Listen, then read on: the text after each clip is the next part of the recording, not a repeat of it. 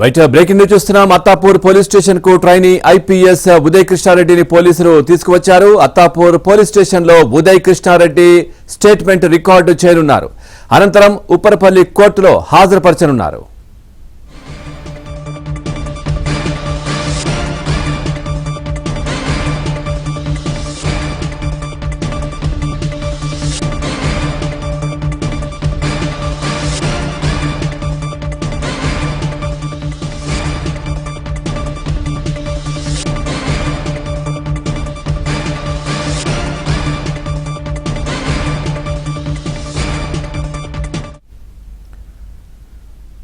Attapur police station కు trainee IPS Uday కృష్ణారెడ్డిని పోలీసులు తీసుకువచ్చారు. అత్తాపూర్ పోలీస్ స్టేషన్ లో ఉదయ్ కృష్ణారెడ్డి స్టేట్మెంట్ కూడా రికార్డు చేయబోతున్నారు.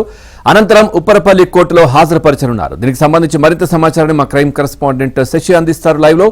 శశి, పూర్తి డీటెయిల్స్ ఏంటి? మహిళా ట్రైనీ ఐపీఎస్ను వేధింపులకు గురి చేశాడనేటటువంటి ఆరోపణల నేపథ్యంతో ట్రైనీ ఐపీఎస్ ఉదయ్ కృష్ణారెడ్డి పైన కేసు నమోదైంది. కేసు నమోదైన 10 రోజుల తర్వాత అత్తాపూర్ పోలీసులు ఆయన్ను నిన్న మిర్యాలగూడ వద్ద అరెస్ట్ చేశారు. అనంతరం హైదరాబాద్కు తీసుకుని వచ్చారు.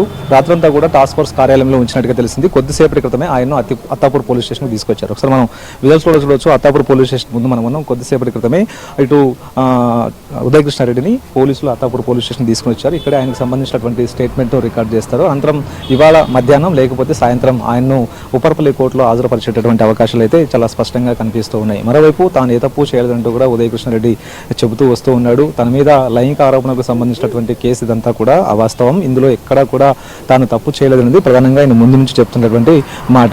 ఎప్పుడైతే ట్రైనీ లేడీ ఐపీఎస్ ఆయన మీద కేసు పెట్టిందో ఆ తర్వాత మరుసటి రోజు ఆయన సూసైడ్ అటెంప్ట్ కూడా చేశారు. ఆ తర్వాత 3 రోజుల పాటు ఆసుపత్రిలో ఉన్నారు. ఆసుపత్రి నుంచి బయటకు వచ్చిన తర్వాత తన మీద నమోదైనటువంటి ఎఫ్ఐఆర్ మీద క్వాష్ పిటిషన్ కూడా దాఖలు చేశారు. ఆ క్వాష్ పిటిషన్ మీద ఇవాళ విచారణ కూడా కొనసాగుతుంది. ఇవాళ మధ్యాహ్నం వరకు కూడా ఈ క్వాష్ పిటిషన్ సంబంధించిన అంశం మీద ఒక నిర్ణయం తీసుకునేటటువంటి అవకాశం కూడా కనిపిస్తుంది. సో ఇలాంటి సందర్భంలోనే ఆత్మహత్య యత్నం చేసిన తర్వాత ఆయన డిశ్చార్జ్ అయిన తర్వాత ఆయన అజ్ఞాతంలోకి వెళ్ళిపోయారు. మరోవైపు ఆయనకు సంబంధించినటువంటి ఫోన్ కావచ్చు, ఆయనకు సంబంధించినటువంటి ఫోన్ కూడా స్విచ్ ఆఫ్ ఉండడంతో అంతకుముందు ఆయన ఇచ్చినటువంటి చిరునామాల్లో కూడా ఆయన కనిపించకపోవడంతో పోలీసులు ఆయన కోసం గాలింపు చేపట్టారు. మరోవైపు ఆయన మాత్రం తాను తన నాన్నమ్మకు బాగా లేకపోవడంతో, ఆరోగ్యం సరిగా లేకపోవడంతో తన సొంతూరు వెళ్ళాను.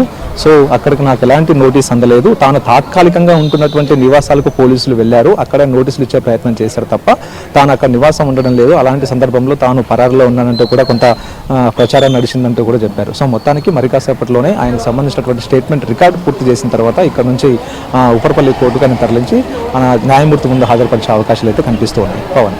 Right, thank you Shashi, thanks for the updates.